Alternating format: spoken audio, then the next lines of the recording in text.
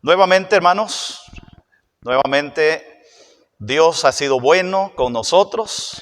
Dios sigue siendo bueno con nosotros y nos tiene hoy con vida, con salud y con la esperanza renovada en Cristo Jesús. Que la gracia de Cristo que nos ha sido derramada de una manera extraordinaria y suficiente, la cual nos sostendrá hasta el día final. Le damos gracias a Dios por esa semejante promesa para beneficio de nosotros los seres humanos. El sábado, que comenzamos nuestra campaña, vimos un tema que titulamos Del polvo a la gracia. Del polvo que fue tomado el ser humano y volver y llegar a la gracia de Cristo Jesús. Ayer hablamos un poquito sobre el día que la gracia se activó. Y es muy importante entender que la gracia se activó no en el Getsemaní ni en el Gólgota. La gracia se activó en el Edén. Cuando el ser humano pecó, Dios bajó, habló con ellos, los redimió. Hoy quiero hablar un poquito sobre cuando el juicio y la gracia se encontraron. Cuando el juicio y la gracia se encontraron. El apóstol Pablo dice que todos compareceremos ante el tribunal de Cristo y daremos cuenta de nuestras acciones y de nuestros actos, sean buenos o sean malos. Compareceremos ante el tribunal de Cristo. Tan cierto, dice Hebreos, como la muerte es, tan seguro como eso, habrá un juicio para el hombre.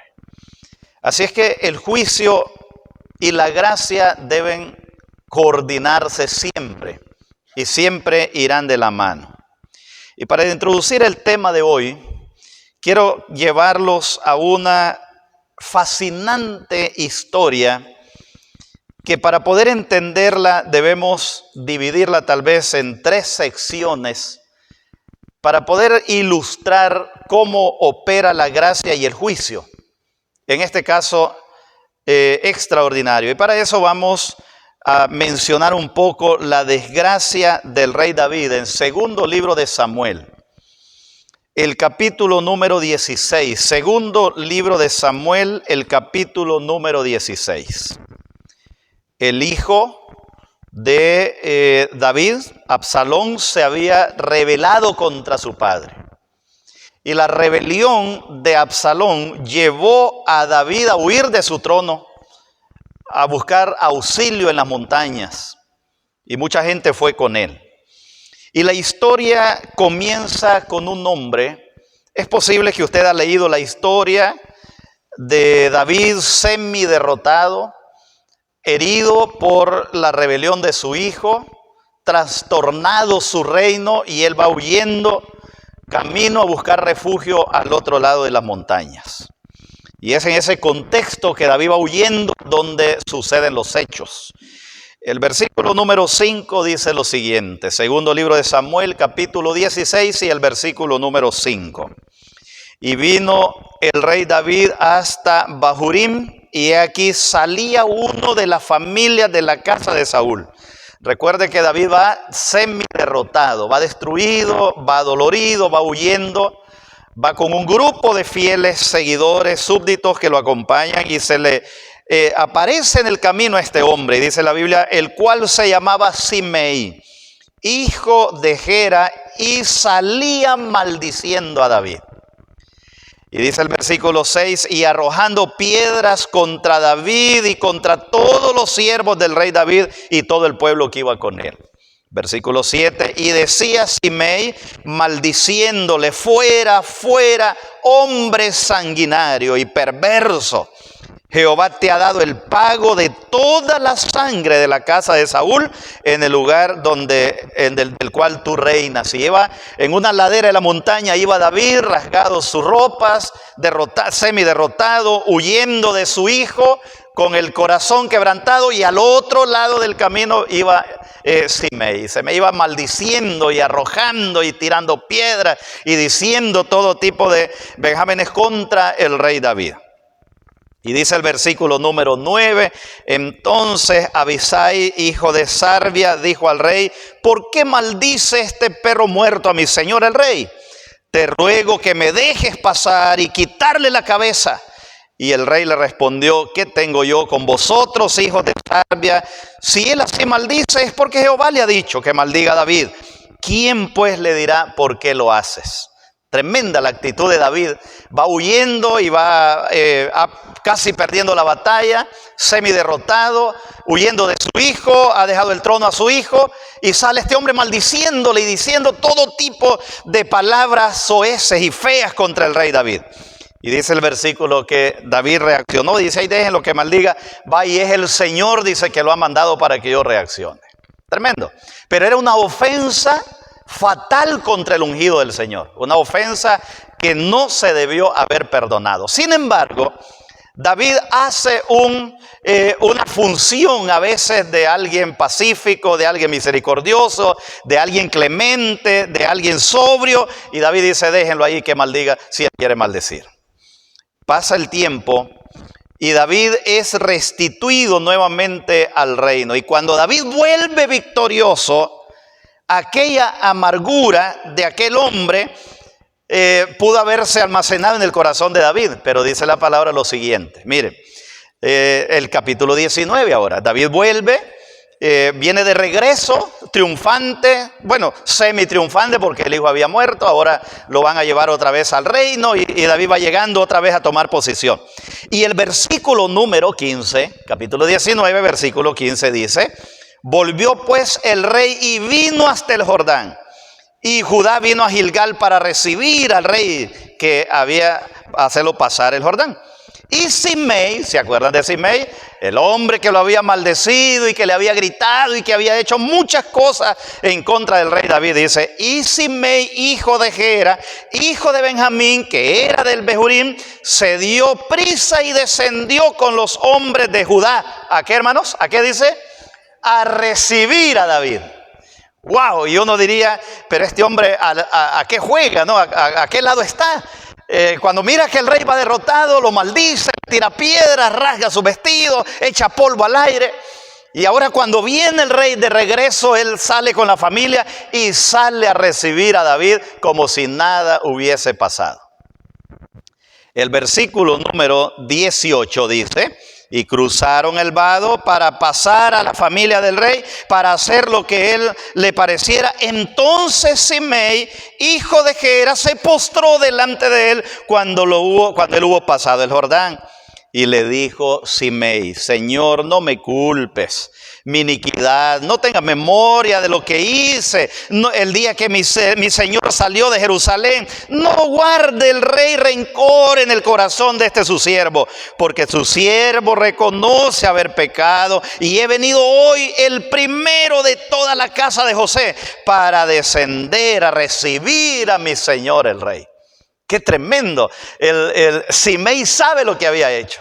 Entendía lo que había hecho. Y él sabía que lo que había hecho, por haberse burlado del rey de esa manera, los súbditos de David reaccionan en el versículo 21. Y dice el versículo 21: respondió Abisai, hijo de Sarbia, y dijo: ¿no ha de morir este hombre Simei por haber maldecido al ungido de Jehová? ¿Merecía morir o no merecía morir? Claro, merecía morir. La ofensa que había hecho en el momento crucial pudo haberse considerado como una traición a la patria, como una traición al reino, como una traición al ungido del Señor. Pero dice el versículo número 22, David entonces le dijo: ¿y qué tengo yo con vosotros, hijos de Sarbia, para que hoy me seáis adversario? ¿Ha de morir hoy alguno en Israel? Pues no. Yo soy el rey, dice otra vez, sobre Israel. Y el versículo 23 dice: y dijo el rey a Simei: no morirás. Y el rey se lo juró. ¿Cómo se llama eso, hermanos? ¿Cómo se llama eso? Gracia. ¿Por qué? Porque Simei había cometido una falta que merecía morir. Se había comportado de una manera indigna, se había comportado de una manera fatal ante el ungido del Señor, ante el rey, y merecía morir. Entonces David dice: no va a morir. Dice que no va a morir. Vamos a dejarlo ahí. Juró y vamos a dejarlo vivir. Ahora la pregunta, hermanos, ¿ahí se acabó la historia de Simei? Fíjese que no. Y ustedes que han leído la palabra de Dios sabrán que la historia de Simei se cierra en el capítulo número 2 del libro de Reyes. Primer libro de Reyes, vamos a pasarnos a primer libro de Reyes, a la tercera estrofa de esta historia. Lo que quiero entronizar en su mente, lo que quiero que tengamos en mente es la forma como Dios nos trata con relación al pecado a nosotros también. Y la forma como David hace con este hombre que lo ha ofendido, que ha pecado, que se ha mofado de él, que lo ha traicionado y ha traicionado su confianza. Pero David le dice un día: mira, yo sé que fallaste, yo sé que pecaste contra el rey, yo sé que hiciste maldad contra el rey, pero te vamos a perdonar la vida. Juró y se la perdonaron. David murió. Cuando David va a morir, él llama a su hijo Salomón y le dice a su hijo Salomón: mira, yo voy a morir, yo tengo un pacto con Simei. Yo lo perdoné, yo lo restituí, ahí te lo dejo, haz como tú quieres que debes hacer. Entonces viene Salomón y le dijo a Simei: mira, hazte una casita por ahí, consíguete una finca cerca y vive ahí. Sigue bajo la gracia. Sigue la gracia sobre Simei. Ahora el versículo 36 dice lo siguiente. Primer libro de Reyes 2:36. Después envió el rey e hizo venir a Simei. Murió David, el hombre está bajo la gracia. Y una vez que está bajo la gracia, debe sujetarse a la gracia que recibe. Bien, debe sujetarse a la gracia. La gracia no es libertinaje. La gracia no es soltarse a vivir porque estoy bajo la gracia. Y yo quiero dejar claro, hermanos, que estar bajo la gracia no significa que yo voy a vivir a mis anchas, que yo voy a vivir a mi deseo y que yo voy a hacer porque de todas maneras estoy bajo la gracia. Porque podemos caer en el error de creer que como la gracia nos cubre, no tenemos compromiso con el juicio. No tenemos compromiso con Dios. Y es cierto, el Señor llevó nuestras maldades, llevó nuestros pesares, llevó nuestros pecados. Sin embargo, el juicio está latente todavía. El juicio está pendiente. No nos hemos salvado del juicio todavía. Y el versículo 36 dice: después envió el rey e hizo venir a Simei y le dijo: edifícate una casa en Jerusalén y mora allí. Óigase bien. Y mora allí. Y luego le dice, y no salgas de ahí a una parte ni a otra. Vamos a ir dilucidando y desglosando lo que va pasando. ¿Está bajo la gracia Simei? Sí. Pero si está bajo la gracia, entonces ¿no tiene acaso libertad de hacer lo que quiera? No. Por estar bajo la gracia puede Simei andar y entrar y salir porque ya fue perdonado. No. Hemos sido perdonados por la gracia de Cristo, claro que sí. Pero el hecho que seamos perdonados y que hayamos sido perdonados y que estemos viviendo bajo la gracia, estamos en la obligación de obedecer las directrices, los mandamientos y las palabras del Señor todavía, aunque estemos bajo la gracia. Entonces, mucha gente dice, bueno, ya que estamos bajo la gracia, los 10 mandamientos ya no funcionan, ya no sirven, ya solamente amemos a Dios y al prójimo y de allí nos salvamos de todo. No, el que está bajo la gracia debe obedecer los mandamientos de Dios. Porque el mandamiento de Dios es la regla que me dice que yo voy caminando seguro al juicio. Y estar bajo la gracia es cuando estamos más comprometidos con la obediencia a Dios. Porque está en juego la palabra que me dieron de gracia. Y el versículo dice que le dijo Salomón, mira, debes hacerte una casita por aquí cerca, no salgas de allí a ninguna parte. Versículo 37. Porque sabe de cierto que el día que salieres y pasares el torrente de Cedrón, sin duda morirás y en tu sangre será sobre su cabeza. Pero está bajo la gracia. ¿Sí? Está bajo gracia, está bajo perdón, pero tiene que obedecer. Tiene que obedecer las reglas de su benefactor.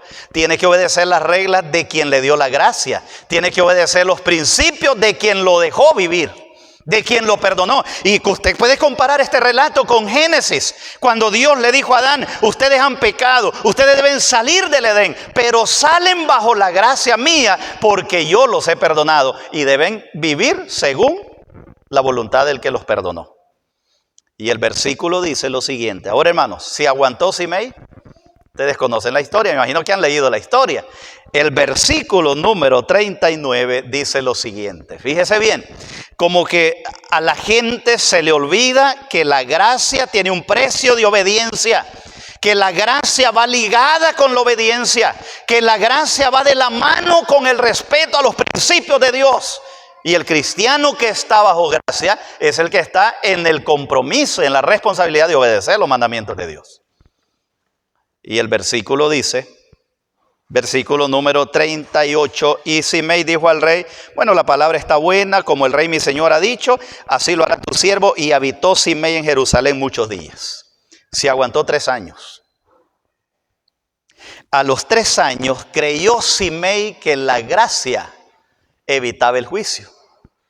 Creyó Simei que la gracia y el perdón no iban a enfrentar el juicio y que él se había salvado. Estaba bajo gracia mientras obedecía. Estaba bajo gracia mientras obedecía.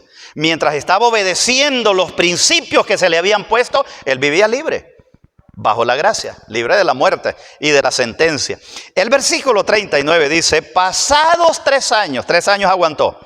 Aconteció que 2 siervos de Simei huyeron a Aquís, hijo de Maaca, rey de Gat, y dieron aviso a Simei diciendo, he aquí que tus siervos están en Gat. ¿Y qué dice el versículo 40? Dice el versículo 40, se levantó temprano, se bañó, se alistó, ensilló las asnas y dijo, como estoy bajo la gracia, puedo pecar. Como estoy bajo la gracia, estoy libre de salir. Como estoy bajo la gracia, no me va a pasar nada. Como estoy bajo juramento, no voy a tener necesidad de obediencia. Entonces se rebeló, desobedeció las reglas de su benefactor. Hermanos, Dios ha sido maravilloso en darnos la gracia. Dios ha sido maravilloso en cubrirnos bajo su gracia. Pero la gracia de Dios demanda obediencia a los mandamientos de Dios. No se puede desligar la gracia de la obediencia a los mandamientos de Dios. Y el versículo dice que dijo él, verso 40, Entonces Simei se levantó, ensilló su asna y fue a Aquís en Gat para buscar a sus siervos que se le habían escapado. Fue pues Simei y trajo a sus siervos de Gat. ¿Qué merecía ahora Simei? Juicio. Ahora viene el juicio. Estaba bajo la gracia. Fallaste a la gracia. Desobedeciste a tu benefactor. Quebrantaste la palabra de tu bienhechor. Ahora vamos al juicio. La gracia no lo iba a salvar del juicio. La gracia tuvo su límite ¿cuándo? Cuando quebrantó la orden de su benefactor. La gracia, hermanos, la gracia pierde su valor cuando el ser humano desobedece los mandamientos de Dios.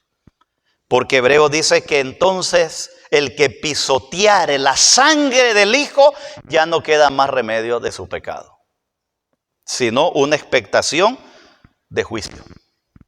El versículo dice entonces, versículo 42, el rey envió y hizo venir a Simei y le dijo: no te hice jurar por Jehová y te protesté diciendo: el día que salieres y fueres acá o allá, sabe de cierto que morirás. Y tú me dijiste que la palabra era buena.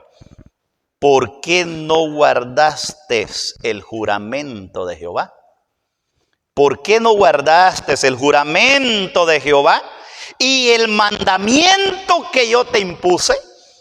Es que cuando oímos el caso de Simei, como que estamos oyendo la sentencia de Dios, el regalo de la gracia, pero también a Dios trayendo al ser humano a un juicio, a un encuentro, a un pedir cuentas, a decirle: mira, estabas bajo la gracia, te di la oportunidad, te di la salvación, pero te pedí obediencia. Porque la gracia y la obediencia no se separan, porque la gracia y la obediencia van de la mano, no se pueden separar. ¿Se da cuenta? No se puede separar la gracia de la obediencia. Y el versículo dice, y él dijo: bueno, lo que pasa es que se me fueron, pero ya estoy aquí. Y dice el versículo 46, entonces el rey mandó a Benaías, hijo de Joiada, el cual salió y lo hirió y murió. ¿Y qué dice la última palabra, hermano? Se confundió el reino, se cayó el reino, se echó a perder el reino. No, es que la obediencia nunca va a echar a perder el reino. La obediencia siempre va a dignificar el reino de los cielos. La obediencia a los mandamientos de Dios, la obediencia a las reglas, a los lineamientos de Dios, a las leyes de Dios, siempre va a dignificar al ser humano. Nunca la obediencia nos va a rebajar. Nunca podemos decir que somos esclavos porque obedecemos a Dios. Y el versículo dice: y el reino fue confirmado. El reino fue confirmado en la mano de Salomón. Ahora que nosotros estamos hablando de este juicio, de esta desgracia, quiero hacer algunas reflexiones con ustedes. Primero, ¿estamos nosotros bajo la gracia? ¿Estamos nosotros bajo la gracia? Sí. ¿Y por qué estamos bajo la gracia? Porque pecamos, porque somos indignos, porque merecemos la separación, porque merecemos la muerte. Entonces la gracia nos cubrió y nos presenta delante de Dios como inocentes, pero no nos deja la gracia, la libertad de pecar. Ahora, la gracia nos ha eximido de la responsabilidad de obedecer los mandamientos de Dios. Nunca. La gracia no exime al ser humano de obedecer a Dios. La gracia no nos exime el compromiso de obediencia estricta a los principios de Dios. Más bien la gracia me confirma que yo, por estar bajo la gracia, yo guardo los mandamientos de Dios. No los puedo pisotear simplemente con la excusa de que estoy bajo la gracia. Tengo que vivir bajo los límites de la ley moral de Dios. Ahora me da la gracia libertad para pecar. Como ahora estoy bajo la gracia, ahora todo, Jesucristo ya pagó todo, Él limpió. Y hay gente todavía que va más allá y se atreven a decir hasta los animales inmundos los limpió, dice, cuando murió. No, el Señor nos dio la gracia para que tuviésemos oportunidad de redención en Cristo Jesús. Pero no nos dio la gracia como licencia para seguir pecando. Dios no le dijo a Adán y Eva, te voy a cubrir de pieles y sigue como te gusta vivir. Te voy a cubrir de pieles y sigue viviendo. No. Las pieles que le puso sobre él es la señal de obediencia que ellos debían por la gracia que Dios les estaba regalando. Y con esa seguridad salían del Edén. La gracia no es la licencia para pecar. La gracia nos demanda obediencia estricta a los lineamientos de quien nos regaló la gracia. La gracia me obliga a obedecer más bien a mi benefactor. La gracia me confirma que yo debo obedecer a aquel que me dio de su gracia para poder caminar tomado de la mano. Ahora, ¿la gracia exime el juicio? Como ya estamos bajo gracia, ¿para qué juicio? Dice la gente, si ya estamos salvados, ya no necesitamos nada porque Cristo hizo todo, hermano. Nosotros ya no necesitamos nada. No, la gracia me prepara con confianza y esperanza para el juicio. La gracia del Señor me prepara para enfrentar el juicio.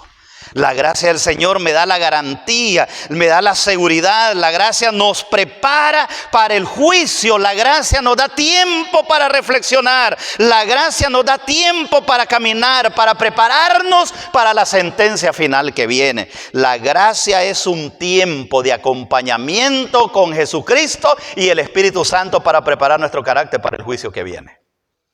Pero la gracia no nos separa de nuestro compromiso con Dios. En primera de Juan capítulo número 2 y el versículo 1 y 2, la palabra de Dios dice lo siguiente. Primera de Juan capítulo número 2 y el versículo 1 y 2. Voy a pedirles que me acompañen ahí, por favor. Primera de Juan capítulo número 2 y el versículo 1 y 2. La palabra de Dios menciona lo siguiente. Primera de Juan capítulo 2 y el versículo 1 y 2. Dice la palabra de Dios así: hijitos míos, estas cosas os escribo. ¿Para qué, hermanos? ¿Para qué dice? Para que no pequéis. Yo no les estoy escribiendo para que ustedes sigan en el pecado. No. Estas cosas os escribo para que no pequéis. La palabra de Dios fue escrita para que el ser humano no peque, para que seamos hijos de Dios, y aún no se ha manifestado lo que hemos de ser. Amados hermanos, estas cosas os escribo para que no pequéis. Y aquí viene la gracia. Ahora bien, la palabra debe enseñarles a vivir sin pecar.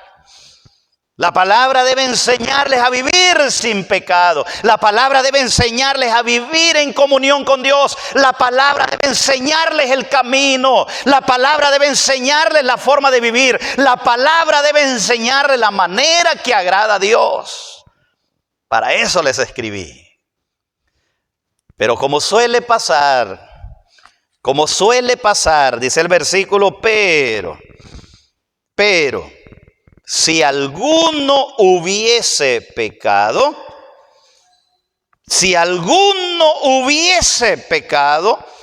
abogado tenemos para con el Padre a Jesucristo, su Hijo.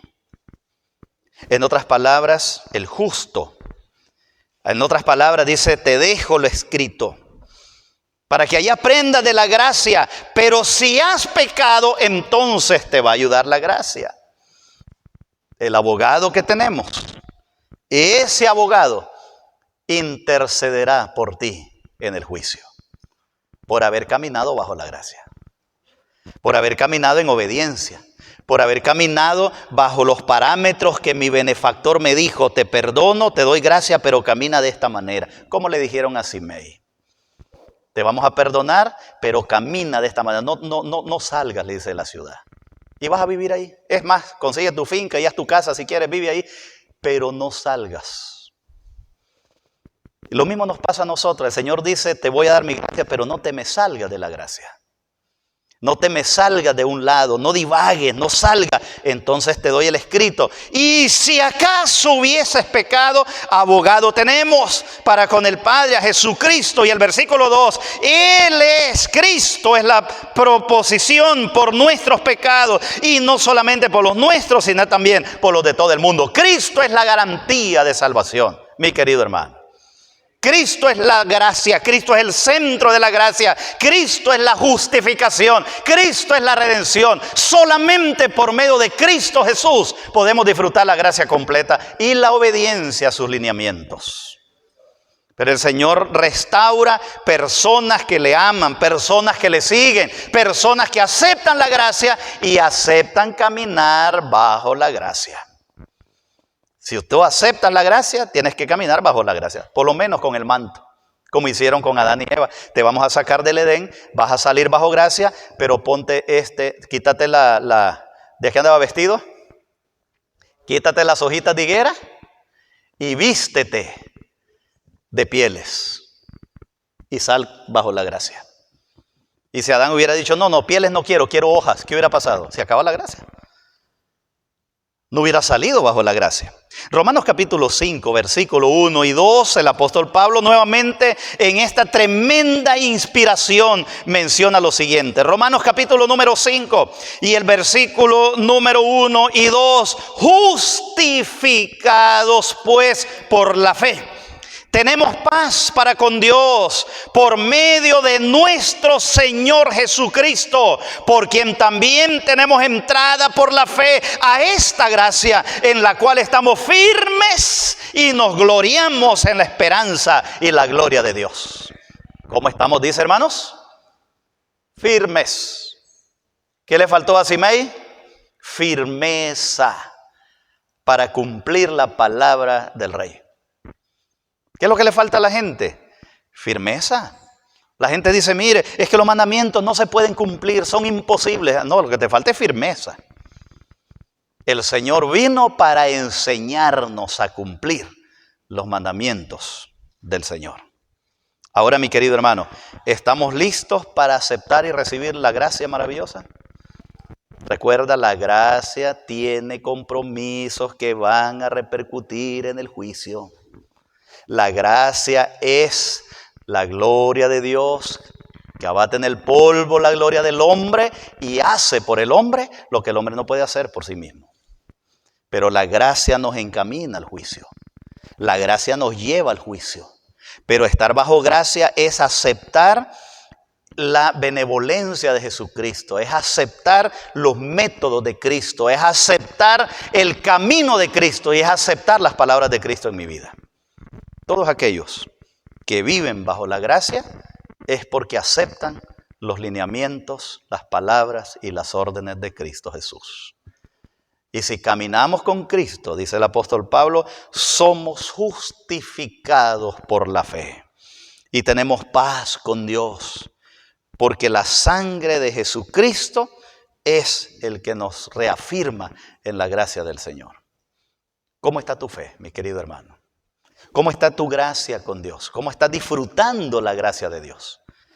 Todos estamos disfrutando de la gracia de Dios. Aún aquel que está perdido, hay gracia para él, pero él tiene que reaccionar. Y tiene que firmar un pacto de compromiso con Cristo Jesús para ser justificado por la gracia de Cristo. Lo primero que el ser humano tiene que hacer es amistarse con Jesús otra vez para poder entrar a esa gracia maravillosa. Ahora la pregunta es, ¿y cómo nos amistamos con Jesús? Nos amistamos con Jesús naciendo de nuevo, le dijo Jesús a Nicodemo. Nacer de nuevo. La única forma de entrar a la gracia, disfrutarla y prepararnos para el juicio y vivir bajo la justificación de Jesucristo es entregando mi vida a Jesús. Ese es el camino, esa es la forma, esa es la manera. Y el hecho de entregar mi vida a Jesús significa que ahora camino bajo la sombra del Omnipotente. Él intercede por mí, Él camina conmigo y Él me lleva seguro al juicio. Si yo estoy bajo la gracia, hermano, si yo estoy bajo la gracia, si una persona está bajo la gracia, si una persona ha aceptado a Jesucristo como su abogado intercesor, esa persona tiene asegurado el juicio y ganado, porque Cristo es su abogado. Porque Cristo es su representante fiel, porque Cristo es el que va delante de usted, porque usted va detrás de Cristo, cubierto con la sangre de Cristo Jesús. Ahora la pregunta es, que hay alguien hoy que diga, Señor, yo quiero vivir bajo la gracia.